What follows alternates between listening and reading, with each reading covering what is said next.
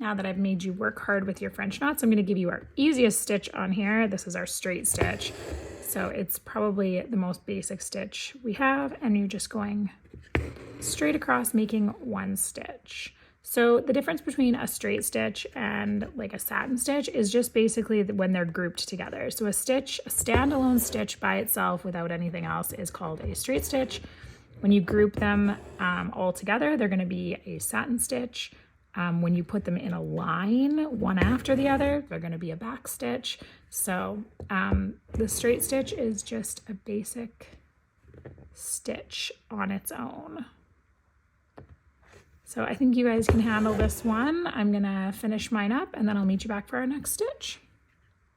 You can experiment with the straight stitch with using different strand sizes. If you wanted to do 2, 3, 4, 5 or different strand numbers, then you can see what they look like if you want to use those for something other than just doing some straight stitches.